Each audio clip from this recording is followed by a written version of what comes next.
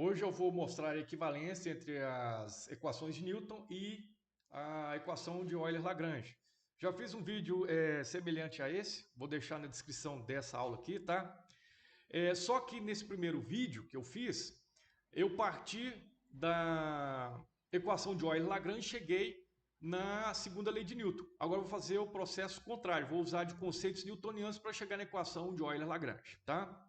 Bom, então vamos lá. Nós temos aqui então uma x iésima coordenada retangular, escrita em termos de coordenadas generalizadas, QJ esmo.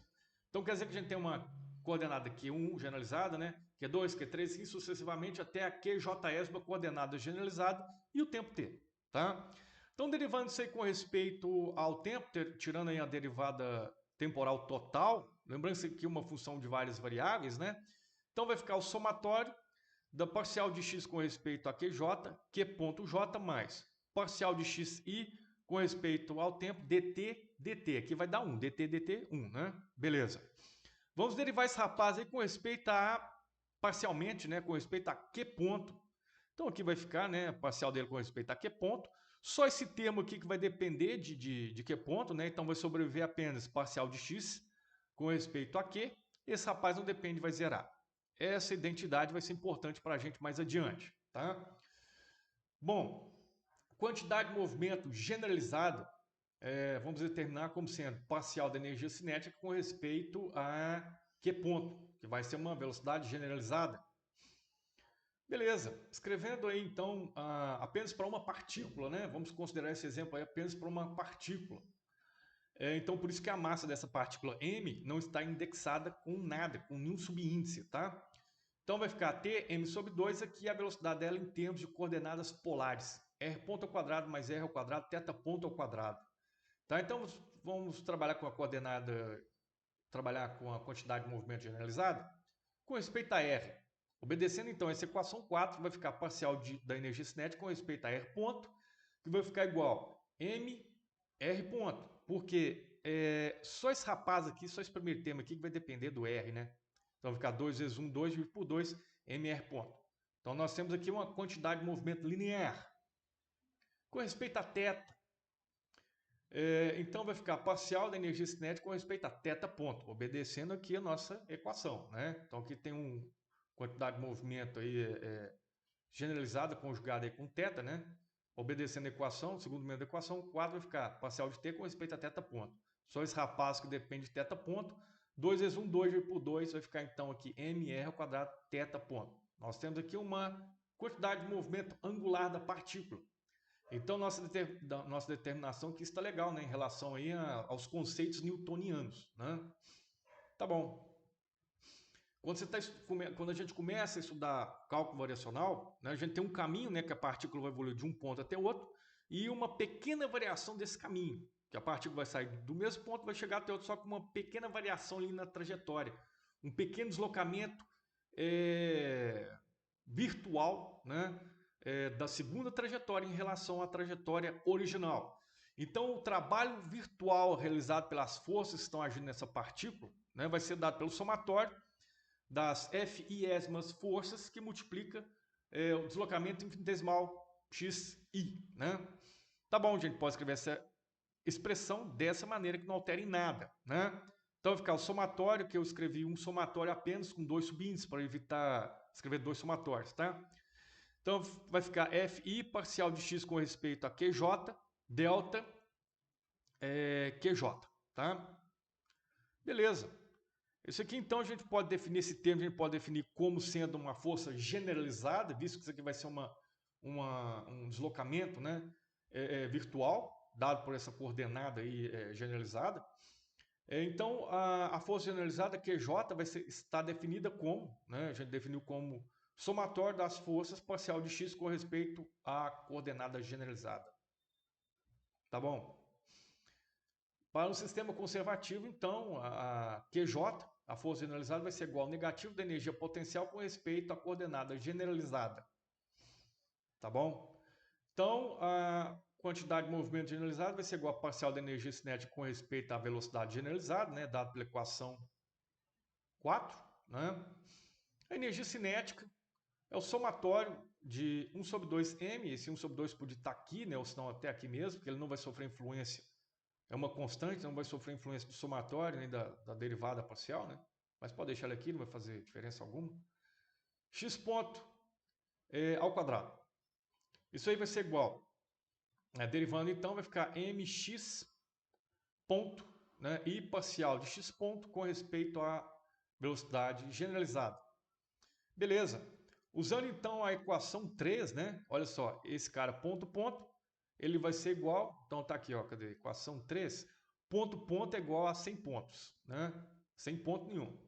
Então, tá aqui a rapaziada 100 pontos, né? A gente usou ali a conclusão que a gente chegou através da equação 3, né? Tá bom. Então, vamos pegar esse rapaz, é igual isso aqui, vamos derivar essa equação com respeito ao tempo. Beleza, então vai ficar aqui P ponto, J, né? Então aqui a gente tem um produto de função, então derivada do produto de funções, né? Então vai ficar, derivando primeiro esse rapaz aqui, x ponto, então vai ficar x ponto, ponto, não mexe nesse cara. Agora vamos trabalhar com esse cara e manter esse indivíduo aqui. Então vai ficar mx ponto, derivada total desse cidadão. Então vamos derivar esse cara aí com respeito ao tempo, né? Tirar a derivada total desse rapaz aqui com respeito ao tempo. Então vai ficar somatório da parcial de x, primeiro com respeito a QK, né? Depois com respeito a QJ. Derivou o nosso amigo aí com respeito ao tempo, mais parcial de x, primeiro com respeito a QJ e depois com respeito ao tempo. Aqui vai ficar um dt, vai ficar 1, né? Tá bom. Então vamos pegar esse segundo membro da equação 13 e vamos substituir aqui no segundo membro da equação 12, levando em consideração o nosso somatório aqui agora, né? Então vamos escrever então, esse somatório pertence a esse indivíduo, então vamos escrever ele aqui, né? Lembrando que esse pessoal aqui está sendo multiplicado por isso aqui, tá?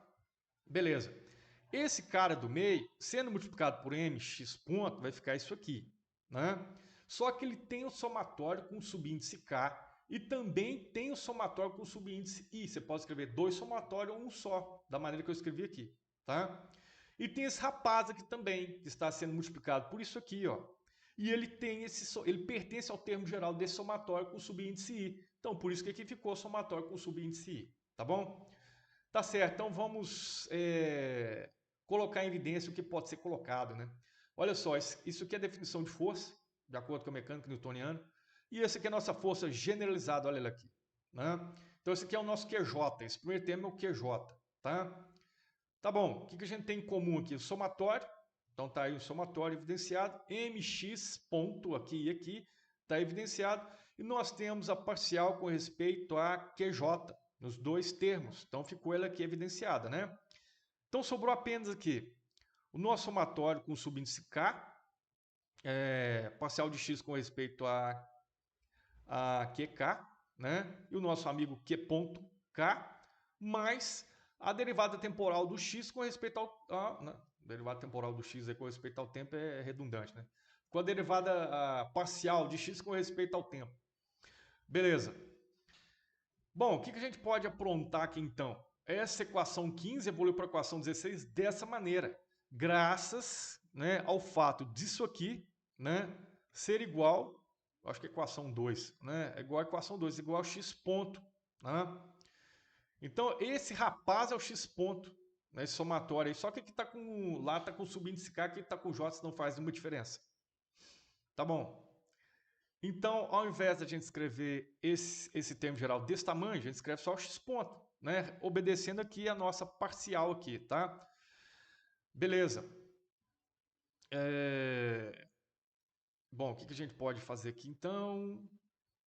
Tá, isso aqui é uma energia cinética derivada aí com respeito à coordenada generalizada. Né? Uma pequena variação na coordenada generalizada vai acontecer o que com a energia cinética? Vai ser dado por essa expressão que vamos chegar aqui agora. A parcial de t com respeito à coordenada generalizada. Então, ó, P ponto J vai ser igual a força generalizada mais, né, esse rapaz aqui, né, que vai ser a nossa energia cinética. Então, esse rapaz aqui é igual à energia cinética, né, ó, derivado com respeito a QJ. Então, vai ficar m sobre 2x ponto ao quadrado i, né? Então isso aqui é igual a energia cinética T, beleza. Bom, então a gente tem que o P ponto vai ser igual a esse rapaz aqui, né? Essa expressão, tá certo? Tá bom, então isso aqui é uma derivada temporal. A gente pode escrever dessa maneira, lembrando que o P sozinho, sem derivada temporal, ele é igual a parcial do tempo com respeito à velocidade generalizada. Esse cara no sistema conservativo é o negativo da energia potencial com respeito à coordenada generalizada, mais o nosso amigo aqui, né? Então agora vamos mexer com algebrismos aqui, né? Vamos passar esse cara aqui para lá, para o primeiro membro. Aqui vai ficar positivo, aqui é positivo, vai ficar negativo igual a zero. Note que já está tomando aquela forma de equação de Euler, né, Lagrange? Tá bom? Então, ó, esse rapaz, vamos evidenciar o sinal negativo. Olha só, esse cara está sendo derivado parcialmente com respeito à coordenada generalizada aqui, e esse cidadão também. Vamos evidenciar esse negócio aí, tá? Então vai ficar menos parcial, né? Você evidenciou o sinal negativo aqui. Então vai ficar t menos u com respeito a aqui, j, né? Isso é igual a zero. Aqui eu não fiz nada. Tá bom. Perceba que a energia potencial ela não depende, neste caso, da velocidade generalizada. Então a gente pode colocar aqui, né, aqui em cima, a gente pode colocar a energia potencial, porque na hora que você for derivar com respeito à velocidade generalizada, ela vai zerar, né? Então ela aqui ela vai ser eliminada por esse rapaz aqui, então não faz diferença você escrever essa expressão assim, dessa maneira ou assim, tá? Tá bom. Quem que é esse cara que está entre parênteses? T menos 1. T menos U é a lagrangiana do nosso pequeno sistema e constituída apenas por uma partícula, não é? Então vai ficar a derivada temporal total da lagrangiana com respeito à velocidade generalizada, que é esse rapaz aqui, né? Menos esse rapaz é quem? Lagrangiano. Parcial da lagrangiana com respeito à coordenada generalizada. É igual a zero. Isso aqui é equação de Euler-Lagrange. Você partiu de princípios newtonianos e chegou até ela. Então você pode escrever dessa maneira, multiplica por menos 1, você vai chegar na equação equivalente. Né? Parcial, aqui vai ficar, aqui é negativo, fica positivo, aqui é positivo, fica negativo. É isso aí e Feliz Natal.